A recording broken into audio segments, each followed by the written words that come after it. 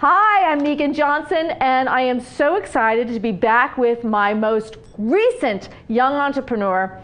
I want to say I have been looking forward to this interview all month. I am with Vanessa, and she gave me really good directions on how to say her last name, Famagetti. She said it's like spaghetti, but with an F. So that was perfect. And I empathize because people say my name, Megan, incorrectly all the time. But Vanessa is part of the brain power behind the most interesting business concept I have heard about. It's called Beyond the Nest. And I've been reading up all about it. So I'm going to stop talking. I'm going to throw it back to Vanessa. Vanessa, so exciting. It is so exciting to talk to you. Tell me a little bit about Beyond the Nest. Or you start. Tell me about your entrepreneurial journey. How'd you get there? I want to hear everything. Yeah, 100%. So to get everyone ready, Beyond the Nest is a travel company. So we're an innovative post-COVID travel company that is built for the new world, so meaning post-COVID travel. Mm-hmm. And what we do is we offer two types of travel predominantly, and that is retreats, and we have voyages where we move across a region, say across Kenya from the coast to the heartland, or through Portugal from the north to the south. And what we do during these small group journeys, in addition to just exploring and having a ton of hands-on cultural experiences and whatnot, is that we also have an overarching theme that we're kind of all moving throughout the trip, which is really cool. So what we do is we have themes for our trip. The most upcoming is Flying the Coop, and that's all about recalibrating your life and your space and your boundaries and your goals and passions post-COVID. Mm-hmm. So I think that all of us can say we felt a little cooped up in the past year and a half. Yes. And this one is all about us taking a full-on step away from everything. We can finally travel. Our company makes it, very smooth, very simple, very pleasant for the whole travel experience, especially if it's your first time post-COVID. Mm-hmm. And then once we're there as a small group, we work through not only some of those questions about what do we have at home that works for us, what doesn't work for us, who do we want to be, how can we make it happen, but you're going through that with like-minded people. And in the meantime, you're also doing cool things like wine tasting and going to hot springs that are the most renowned in Mexico. We're staying right next to the Sistine Chapel of Mexico. It's one of the oldest frescoes still standing. Oh, wow. In that area. So we pick really fantastic places, either a villa or an estate, or we have small boutique hotels that we'll move between. But what we really aim to do is set up a 5-star experience, something that really is, it's beautiful and it's comfortable, and you're not sacrificing comfort, but where you're also able to explore and really get close with the people that are around you. So that's what we're looking to do, is we're looking to kind of bring together elements of, I view travel as a catalyst for growth and change and evolution and everything beautiful. So what we're looking to do is really bring the power that travel holds, as well as its allure, to bring people together into a transformative experience where they're able to go home with a new perspective. Oh, wow. And now, why is it called Beyond the Nest? Yeah, because I think that we all have a nest. All of us have a nest, and you can call it your comfort zone or what have you. But we all have either a home base, we have, for many of us, a parent's house that we've been at for the past year and no nest of our own. Mm-hmm. We have a ton of digital nomads that have been grounded the past year and maybe starting to build a nest. But a nest really refers to just your comfort zone and your home base, wherever that might be. But your nest can also be the people that are in it. So we break it into like 4 pillars of what your nest of what makes up your nest or your home situation. And it's self, family, community, and career. Family, community, career. Did I get those right? Self, family, community, career. Okay. We believe that those are the elements of what builds up your, the essence of your home life, or the nest that you create, the community, the people, the things you put in it, the dog that you buy to fill it, everything. So what we're doing with people is we're taking a week out. We're going to a 5-star estate in Mexico for 2 weeks with 2 different sessions. One is Flying the Coop. The other is work from home to work from anywhere, where we really work with people with remote jobs that are maybe looking to get more out of that lifestyle or evolve that lifestyle. Mm-hmm. So we have those 2 1-week sessions. We really have a beautiful estate with, it's 9 bedroom, 13 bathroom, 2 acre with a helipad, horse stables, a removable roof with a battery that opens, a pool, cabanas. It's absolutely out of this world stunning. I have to say, I've seen some pictures of it. It does look amazing. It does look incredible. Yeah. And we put a lot of effort into choosing homes that are like low impact. So this is solar heated. The roof opens not just for beauty, it opens for airflow so that you don't have to use as much electricity. It's a low electricity home in a place, San Miguel de Allende, Mexico, where really you want to have a low environmental impact. Yeah. So we do look to have minimal impact, and we also work directly with the homeowners. So instead of it being that I've gone through some company to book this house, I know the homeowner. We chat almost every day about, he told me that he's putting in an outdoor fire pit for us. It's a fun relationship, but it's also direct reinvestment into the community. So that's really what's important to me. I've spent my entire career in travel. I've worked in a few different aspects of it. I've worked in some where we do direct investment in the area, and it feels so much more enriching.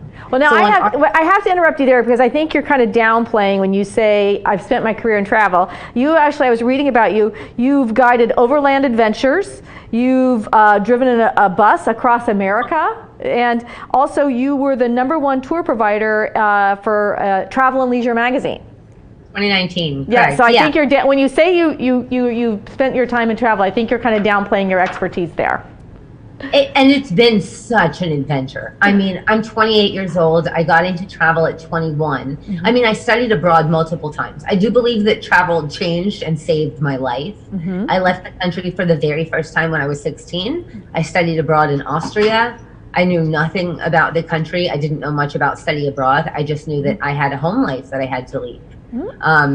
And after that, like, bringing that to fruition, funding that, financing it, getting there, leaving that home life and realizing that I was an adult person that could do things was so absolutely mind exploding, right? The world exploded in front of me. I'm not my parents. I'm not my family. I'm not even my town. I'm anyone I want to be, and the world is big. Yeah. And I think that I used travel throughout college and stuff to just help me bring passion to it. I mean, I spent my freshman year in Switzerland at a university in Switzerland. I spent my junior year in the UK, but I went to UC Berkeley. I just didn't spend a ton of time on campus. Okay. But yeah, so thereafter, I had cancer during college, and after recovering from cancer, I decided that I wanted to get into the travel industry at any capacity, just at any level, to do anything. And my guess was I would do it for a few years, right? Like, you know, I thought that I'm tied to a desk and I'm tied to a corporate life, because we all ultimately are, is the way I viewed this only a few years ago. And so I thought, okay, then I'm going to go dip my toes in travel, and I'm going to go have some fun, because my body's young and I don't know how long I have, and I want to move and I want to see things. So then I thought, let me just get in there, right? And I'll come back to my office job later. And I started working for G Adventures, and that's when I guided overland adventures. And our trips were long. I spent 3 weeks going from San Francisco via the southern states up to New York. Wow. And then 3 weeks doing the northern route all the way back. And I did that a couple times. And it was, I mean, it taught me a whole new work ethic. And it also just continued to expand my mind about what's possible, what kind of lives we can lead, how we can generate income outside of an office. And just got me thinking a little bit bigger. See, and I like what you've said here. How can I generate income outside of an office? Because one thing I've discovered in talking to young entrepreneurs is that they look at starting a business so differently than someone my age or my parents' age. It really is looking at the entrepreneurial journey differently. And when you and I were communicating a little bit before meeting virtually, you talked about always wanting to be an entrepreneur, and you talked about kind of the secret sauce. Can you explain that a little bit more? Tell me a little bit more about your entrepreneurial journey and this idea of a secret sauce. Yeah, so I feel like I want to say that I always had the inclination that I want to own a business, that I would love to own a business, or I didn't know how exactly that worked as a young or as a late teen, early 20s. I didn't understand the process.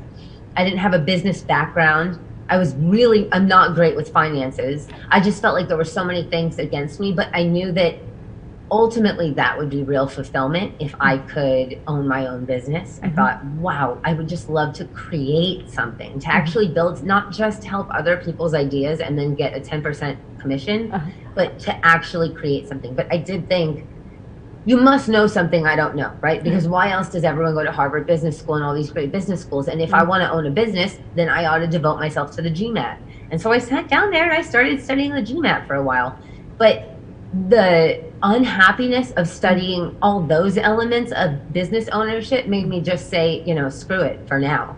And so I thought that, yes, there's a secret sauce I'm missing. I thought maybe it's like really good networking. Maybe it's who you know. I thought, maybe there's just information about how it all works that's shared in business school or that's shared somewhere online. The secret handshake. Exactly. Yeah. Exactly. Or just still like having imposter syndrome before you've even started anything. Just, I could never do that. That's for people that are much older or more, I don't know what I thought or what I thought I was missing, or I don't know if it took until a pandemic and I had no job and my career, my entire industry, travel, was decimated. So I was pushed into it. I wanted it always, but I was also pushed into it by my options becoming severely limited unless I did start to build something from the ashes quite quickly. So you started your business kind of during COVID? Is that when you started putting your business together? That's correct, yeah. So my co-founder is 62, I'm 28. So we are a total cross-generational duo. You are a cross-generational duo. So I just want to say that again. So your co-founder is a baby boomer and you did share your age. So you're right there, you're kind of at the cusp of Gen Z millennial, correct? Yeah, all right. What's that like, working with someone a little bit older? It's different. Yes. It's different. It is, what's different about it is that we are equals. Okay. And she's my mom's age and her kids are my age. So there is this inadvertent, inescapable, relationship that we will tend to fall into unless I actively work against that. And so, what I've learned in this partnership is that when you're a partner with someone, it really doesn't matter what your age is or anything, or it doesn't matter what your skill set is. You're involved in a partnership, okay? Whether they came up or you came up, whoever you think is winning, they're your partner at that point. And at that point, you're equals in this vision. And so for me, who still thought, even when I was starting my business, that my co-founder just holds the cup of secret sauce and I get to help her out. Slowly but surely I realized I'm pretty capable, and being a partner in a cross-generational duo is definitely different, and it requires relationship management, as any relationship would. And I think just for anyone that's not involved in a partnership, to explain what it's like, is it's like you are instantly in a very serious romantic relationship with someone where finances are already shared, and there's no pulling it apart without you hurting. And the difficulty is, to me, if you're in a partnership, unless that partner is your romantic partner, you at least don't have the sexual component to make the uncomfortable part enjoyable. But exactly. It's like, I'm a partner with you, so we kind of share kind of all the difficult things that a traditional marriage would share, but we don't even have the romantic part to make it, kind of spicy. Exactly. Okay. So, it's intense and the stakes are high. It's required a lot of my own personal investment, especially we're in a pandemic year. It can't be overstated that this journey that I'm on may be different. I'm sure it's different than what journeys were like before that. And I think that that's also the catalyst that gave me the goal to really say, it's now or never, Vanessa. And I think that's travel industry specific because, as I said, no one's hiring. All my past employers are going under every day as I look. It's very scary. And all I know in that moment is that one thing is travel is definitely not going away forever. It is not. And right now is when, as I said, everything is going to ashes. And ashes and water make mud, and you can build from that.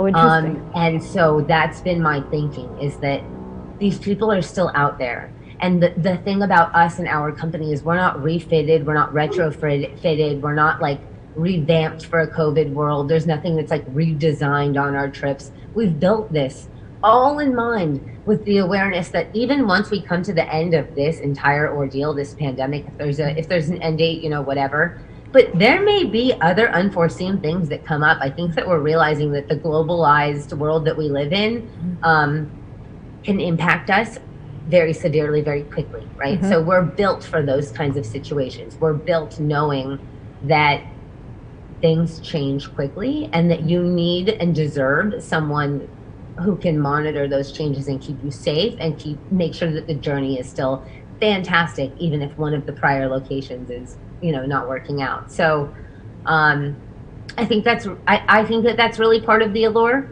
is that this is all designed for this type of world and these type of travelers. Now, did you start planning your business before the pandemic? We did. But okay. We pivoted significantly from our initial ideation. So our initial ideation, and this is, I think it's a really fun story. So I was leading a group of digital nomads around the world for a year. And I'm sorry, say that, did you say digital nomads? Mm-hmm. Now, I saw that term on your site several times. And so can you explain, what exactly is a digital nomad? Totally. I bet a bunch of your young entrepreneurs are going to know exactly what a nomad is, and they might even have different definitions than me, because the cool thing is that you can define it yourself. Okay. So there are, in the digital nomad space, there is a hierarchy of, who travels with the least amount, who moves the quickest, who never settles, whatever. I travel. I didn't even know that there was this kind of hierarchy. I've already lost on who travels with the least amount. Yes.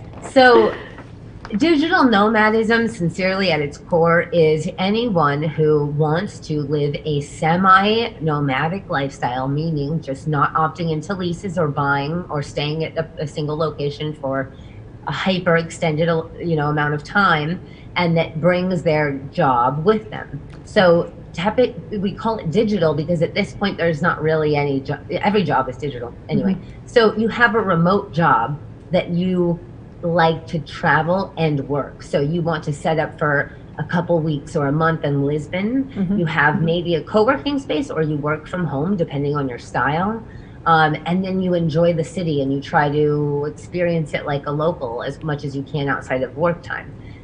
So that's what a digital nomad is. Okay. I was leading a group of digital nomads around the world for a year. You guys might know companies like The Remote Year, and other, so I was with someone similar. Okay. And Mary was on one of my retreats, and the theme of this retreat was how to help that company make more money or get more clientele. Okay. I was astounded that a company had created a retreat where people pay to come and help work on their company. That's a dream for me. So were you an employee of the retreat? Okay. Yes. All right. Yeah. All right. And it was a retreat for people who to come to learn how to run their businesses more effectively and make more money? Somewhat. It was a retreat for us to come and help the company, the digital nomad company, evolve their brand. Okay. Mary brought her job. And anyway, so we broke out into discussion groups or different sections, and with different ideas. And Mary and my idea was that there's too much ageism in this location independent space. Oh, interesting. So I had the opportunity to meet like 20, 25 people over the age of 50 that were traveling with us. And I spoke with them and I learned about their experience. And I also was obviously very connected with the younger contingent that made up the majority of our population around my age or a little bit older. And we determined that the companies that are out there, the one that I was working for, our competitors, no one had anything that was designed for someone who's working their way into a location independent lifestyle at a later stage. Okay. The space was dominated by millennials and some Gen Z. Okay. And Mary and I really wanted to bring this into light and make it a little bit of an easier calibration into this lifestyle, or an easier explanation of the lifestyle. I don't need a digital nomad to travel for a year. But someone like my mom, who's working from home and sad and lonely, she could totally take a month and come with us to Argentina. I was looking to help people like her. And Mary is someone that also wanted to help people in that age range, people that needed the quote unquote training wheels to start a location independent life, which you do need. There's no shame in it. So that was our initial nexus, was to create to fill that gap in the market, to help end that ageism and bring older people also into the location independent lifestyle. Okay, so I'm 51. Would I be your typical customer, or is there no typical customer for you guys? You sound about typical. I mean, okay. So since then, we have pivoted significantly. While we still offer flying the coop and trips that are geared toward people going through a transition, maybe out of work into retirement, and a lot of our population is in that age range. We also have young people just about my age that are remote business owners, who are looking to determine whether or not they need to open their office space again, or whether they can stay remote. I have business owners who are looking for information on how to develop remote culture, accountable remote culture with 1099 employees that are dispersed and international. So yeah, I've had the opportunity to learn a lot from the nomads I've traveled with. I've equipped myself with a ton of knowledge just throughout being in the industry and working with nomads and having a remote and location independent lifestyle myself. And so now we're looking to really work with anybody of any age that this resonates with. I love what you call it, remote independent location. Did I get that correctly? Yeah, location independent. Location independent, okay. Single nomad, because location independent just serves to say that I could, if I wanted to, move tomorrow to Spain. Okay. I like that, location independent. And so I want to kind of ask some little nitty gritties about your business, just so that when another young entrepreneur is listening to this, watching this, as you said, I think sometimes those nitty gritty details can seem very daunting. How did you and Mary, your business partner, how did you decide financially how to make this happen? And I think a lot of young entrepreneurs find that daunting. And that is daunting. And I would be lying to all of you guys if I said that finances aren't something that I freak out about often. And like, if you want to do this, you can absolutely do this. There's no reason.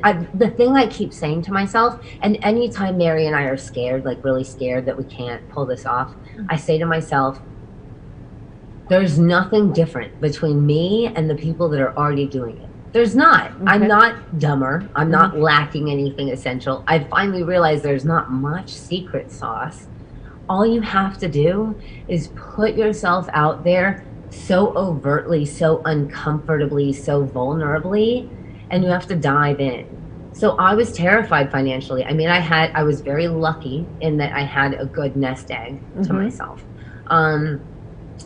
My initial thinking with Mary, who does have the financial backing that I hope to have when I'm 62 as well, but don't in my 20s, her having that was definitely the reason why I felt like this was doable. Okay. I didn't have any experience with a successful idea coming to fruition. I didn't have any past business experience, so I had no quote reason to think that I was going to be successful without someone who had been successful in business before.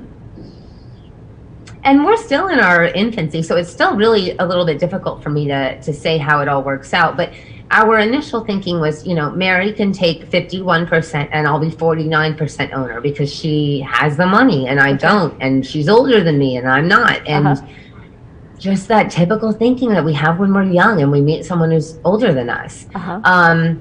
And when it came down to the wire, I decided I wanted to be a 50-50 partner. I mean, if this woman with all of her intelligence and all of her experience in business, acumen, if she's willing to put her money on the line, then I ought to follow suit, because whatever investment she's making is probably a smart one, and I don't want to get gobbled up.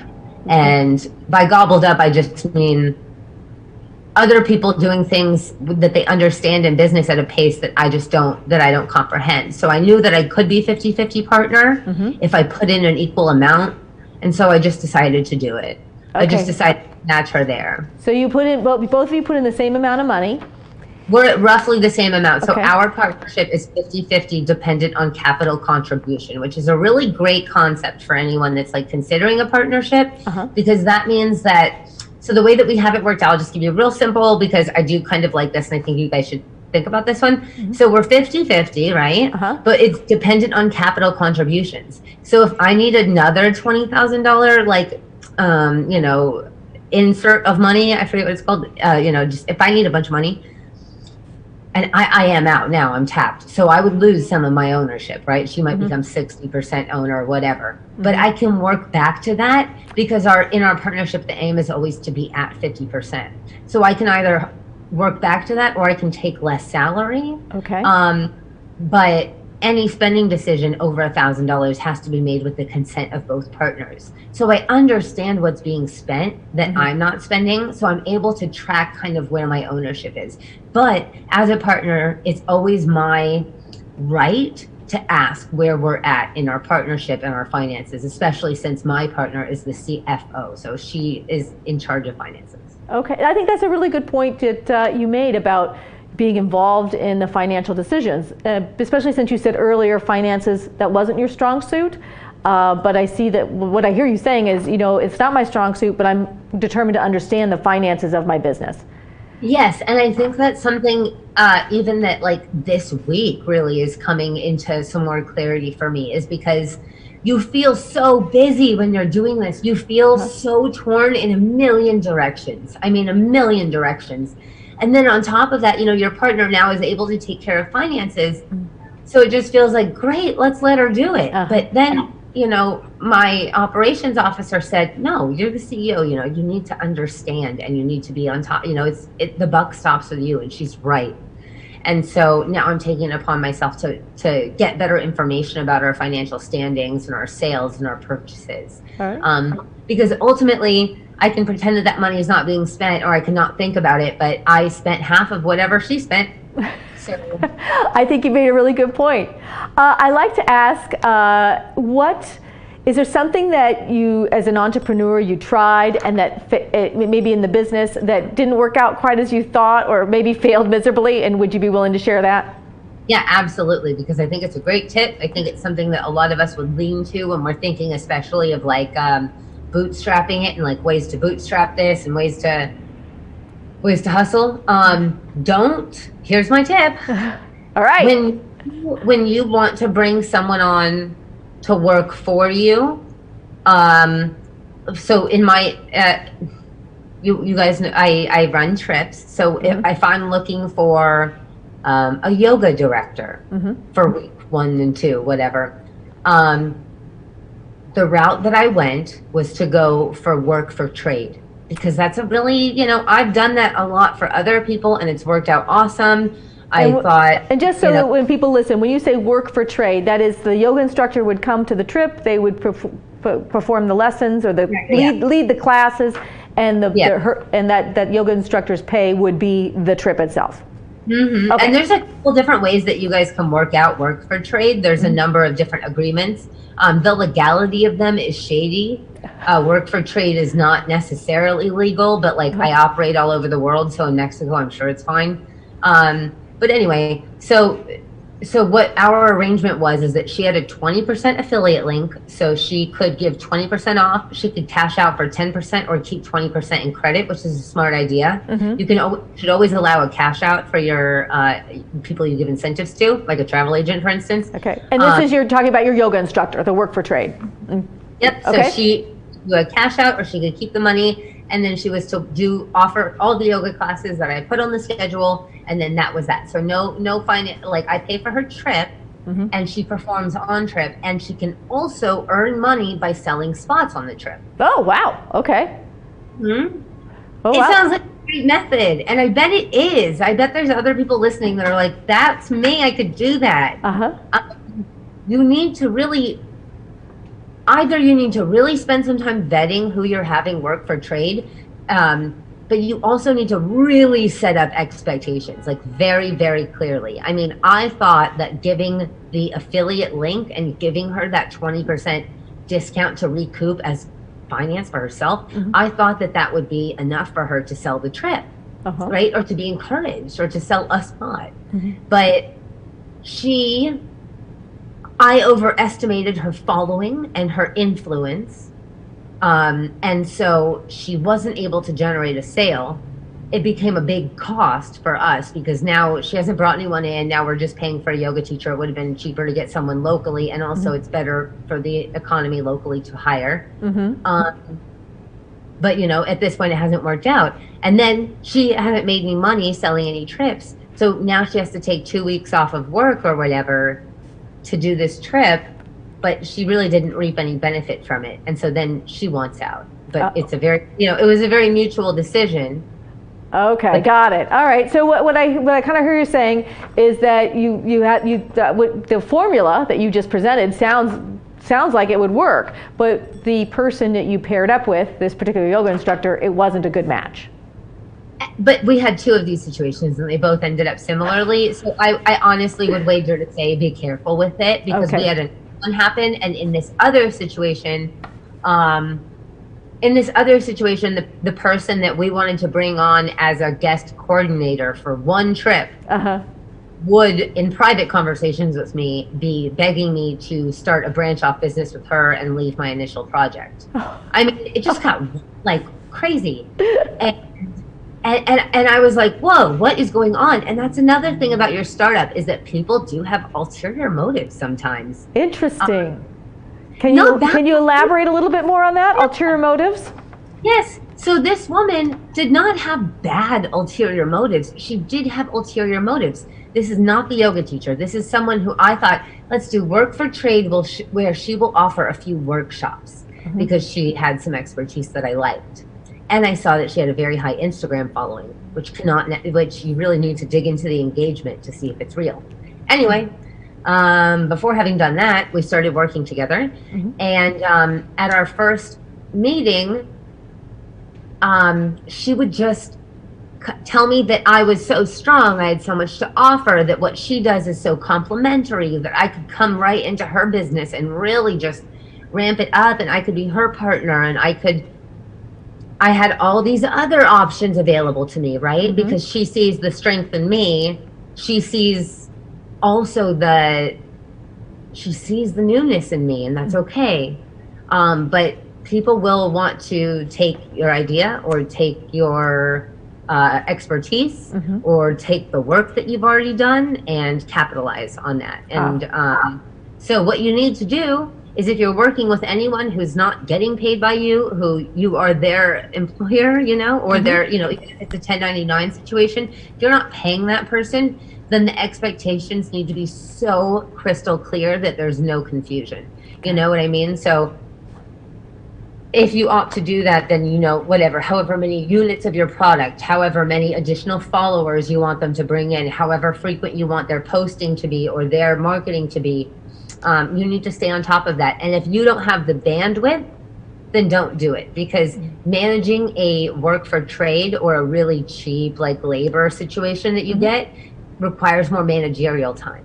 You're going to spend in dollars or in time. So if you're working with someone who's off the books and just $1 here or $2, or I'll give you some of this, you're going to spend in money or in time. And so those are the 2 big ones, especially when you're starting a business. Those are really the 2 big players, money and time.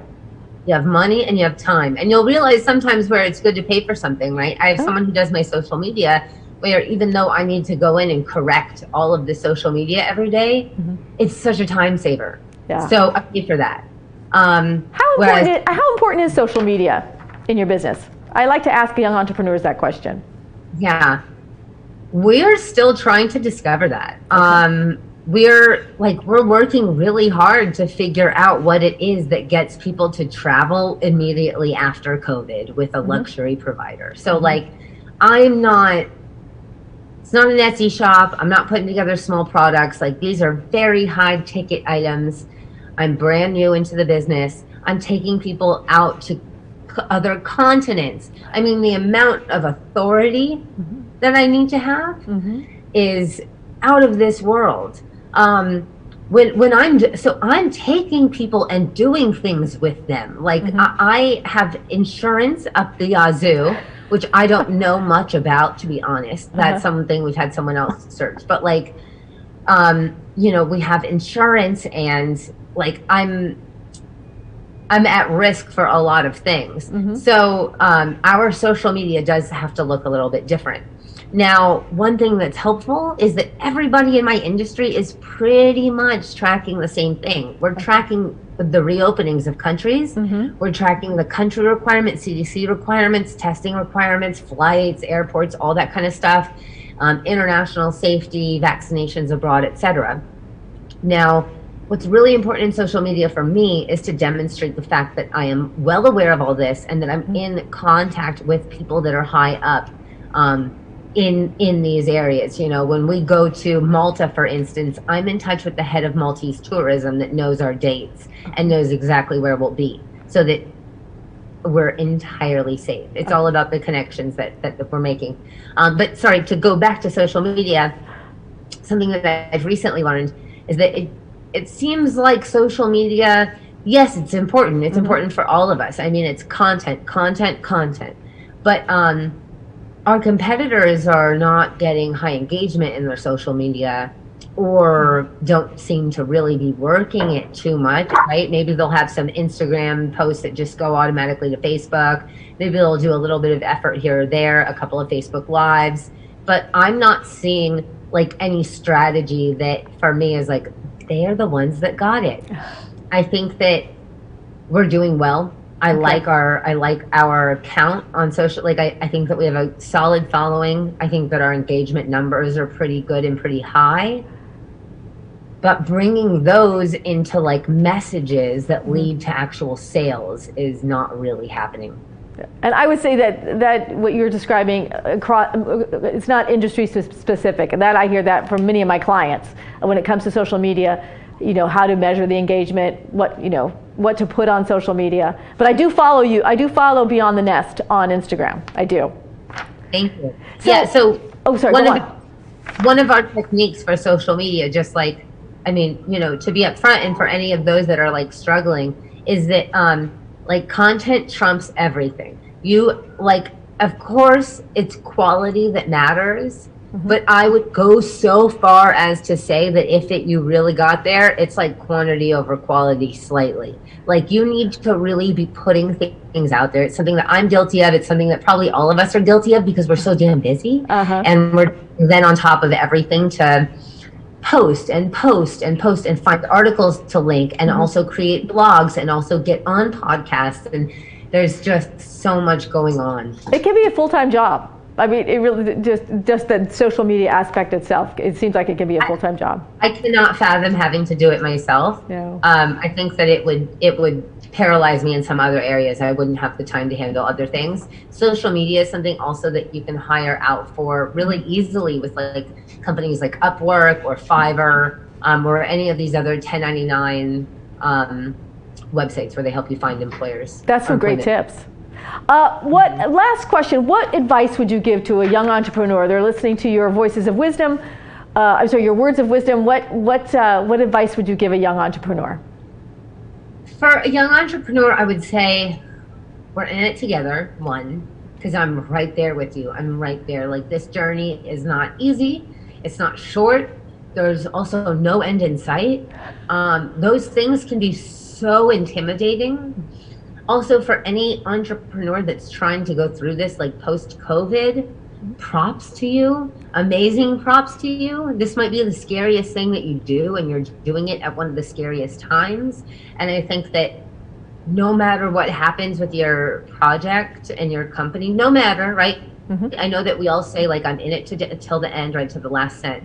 But no matter what happens, the amount of bravery and the amount of self-love and self-worth that you've demonstrated in trying to take this on during this time is something that you should be proud of, and you should remember forever, because that's still part of you, and you can still build off of that at any time. If this moment wasn't the right moment, there's nothing wrong with you. You are every bit of strength and every bit of power and every good day you've had. You're still that. It might have been timing, it might have been people. don't give up. You don't have to give up. I also want to say that like people would tell me beforehand that like, oh yeah, starting a business is the hardest thing I've ever done. But like, it really feels like that. It really feels like that. It's very lonely. That's a good point you made about being lonely. It can be very lonely. And I want to talk about that for a second because Sure. it's not lonely in the fact that I'm sitting in my own office and working by myself. It's lonely in the sense that like, if all of your friends are, employed, mm-hmm. it puts you in a different category. Mm-hmm. And it also, not that like haters gonna hate and not that like you're some amazing whatever, but don't outwardly expect everyone that you love to love your idea or to be into it. One hard thing that Mary and I have learned is that sometimes the people that you think are going to have your back may not. Oh. And it might be something so human as the fact that, like, I don't want to use the word jealousy, but just like, think yourself, young entrepreneur, think yourself, like, how would you feel if you gave up this year and 2 years later someone your age had the same idea and they got farther? You'd be a little salty about it. You'd be a little upset. You're gonna find that in your entrepreneurial journey, is that like some people are really proud of you and really stoked about it, but like your friends also might just kind of be like, well, let's see how you do with that, There's like a little bit of a joy in if you fail. There's a term for it, and I'm drawing a blank on it. It's like if you fail, there's a little bit that other person has a little bit of like they do a little happy dance that you failed at your idea. And the German term is called Schadenfreude. That's it exactly. Thank you. That is it. And them wanting to see you fail may not be personal. It may just be that they are curious about starting a business and want to know what it looks like if someone fails. Yeah. You know what I mean? It may not be anything personal, but you need, like, you are in this alone. It is your money you put in. Don't drag your friends into it as partners every day you get scared. Don't do that. And what do you do when you're feeling lonely and scared? What do you do personally to alleviate that? I go to yoga. I go to a lot of hot yoga because that heat is really very intense, and it does kind of give you like a really clean, open mind again. But sometimes that's not enough to do it. Mm-hmm. I need to often change locations several times. Okay. I also will move with the weather. So like if it's super sunny out, I do struggle to stay inside and stay focused at 2 o'clock in the afternoon. So then maybe I'll just take that time and go to the beach, and I'll just work later. Because I do better when it's foggy out, and I'm still learning myself. I'm getting to know myself in a whole new way. I'm looking at co-working spaces, but co-working spaces might help. Also, just reach out for help. Mm-hmm. Just tell people you're lonely. I mean, I've said it to a couple girls recently that I was kind of getting to know through volleyball or whatever. I said, I work at home and I'm quite lonely, and you guys seem really nice. That vulnerability feels so good to other people that it really helps them have the compassionate heart. And anyway, those two girls were we also own our own businesses and work from home. Just work with us. And now those two women are coming on my trip. So hey, that's great. That's great. I think you made a good point about being vulnerable. And I know that when starting my own business, being vulnerable is not easy to do. And I think that's a good point. All right, final point, Vanessa. This is what I call the shameless plug. Tell everybody how to reach you, how to reach your business. What would be the beauty of going on one of your trips? Tell me about it. Our trips are going to be out of this world. So, I mean, I have a dense history of tour operation. I know how to make some great tours, as you mentioned. Top tour operator in the world by Travel and Leisure in 2019. I'm looking to take all of those skills, and what we're putting together are these really transformative experiences. So our first one is in San Miguel de Allende, Mexico. And what it is a 1 to 2 week retreat. You can opt for 1 or 2 weeks. And we have, as I mentioned, a beautiful estate. We have daily activities from mezcal tasting to artisan workshops to hot springs to stargazing to horseback riding to in-room massages, sound healing, yoga, just everything fantastic that you need to really decompress and unplug and have an amazing time, but we do it with a small group. And that's because I absolutely believe in the power of small group travel. If you travel with 7 other people who know that they're also like looking to recalibrate after a difficult COVID year, or they're also work from home and interested in, working remotely anywhere, being location independent. Or in Greece, we have another theme where it's manifestation. It's just manifesting a reality that you love. Mm-hmm. You know that the people that come on that trip are also really into that theme. So if it's transforming your life, you already have so much in common with the people that get there that so many other factors are instantly unimportant. Things like, so I used to lead those group trips. Things like age really go out the window. So when you're leading a trip on the road and they're camping across America, the age kind of matters. It really does. You want them to be similar in age. But when I bring people together for reasons that are bigger than just the location, it's bigger than just the estate, it's bigger than just the activities. It's more so looking for an escape, looking to recalibrate in a safe environment with cool people. That's what we offer. That is awesome.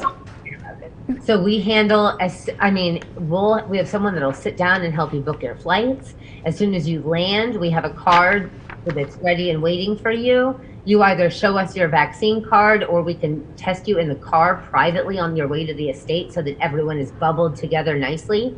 You have no obligation to share your vaccine or to share your vaccine status. That's your deal, but you do know that everyone around you is COVID tested. Mm-hmm. Every artisan that you work with, let's say the person that we have that we're doing an artisan workshop with. Now, vaccines aren't as readily available in Mexico. So there is an argument that it's unsafe for us to cause them to work, right? Mm-hmm. Even though we're vaccinated. What we do is we COVID test all of our people before and after their interaction with us, so that we know, 1, they're safe coming into our group, and 2, they're safe as they return home to their families at the end of the day. So that's something that we do for the local community that also doesn't have access to testing, is that we bring tests in bulk with us. Oh, wow, that's incredible. And so would we find this on the website Empty Nest, Instagram, Facebook? What's the best place? So beyondthenest.org is our website, and you'll find info about our Mexico trip. We're going to Greece in September. Definitely join that 14-bedroom villa over the ocean. It's out of this world. We have trips coming up to Vietnam. We're headed on a voyage this January, either to Malta or to Costa Rica. We are floating a couple of ideas. Would love some input. But yes, get in touch with us, beyondthenest.org. I'm Vanessa at beyondthenest.org if you just want to email me directly. Vanessa, Vanessa. And then you can also grab our Instagram, which is at beyond_the_nest. So definitely check us out there. You can sign up for our newsletter. They're quite infrequent and have good info, so I would highly recommend it. And then also, yes, email me, hello@beyondthenest or Vanessa@beyondthenest. It's right there. I'm on the homepage, and we can Zoom, we can chat. I'm down for it. I would love to talk to people re-emerging after this insane period who are ready to hit the skies and dreaming bigger. I listening to you talk, I'm ready to travel, but anybody who is not, they're going to listen to you talk, and how can they not want to travel? I also received your newsletter. It's a great newsletter. I encourage everyone to sign up for it because it does have a lot of information just about what's going on post-COVID in the travel world. Exactly. That's also what we're going to continue putting out on our Facebook Lives. Is we do a lot of research internally to aggregate information that comes out from the CDC, the World Health Organization, from different travel outlets, as well as the country-specific information. We aggregate that information and put it out to travelers just in terms of what it means for you. That's so awesome. If you're looking for a quick, condensed version of all the travel news of a week or two, we're going to put those out with regularity, and I would really recommend just listen to it in the background, and it's just going to have all the info you need. That's awesome. So I have to be honest, Vanessa, this interview was more fun than I even thought it would be. Thank you so much. So I've been talking to Vanessa Famaghetti. Did I say the last name right? Beautifully. Oh, good. This has been terrific. Thank you so much, Vanessa.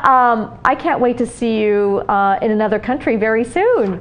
Thank you. I can feel it. All right. It sounds good.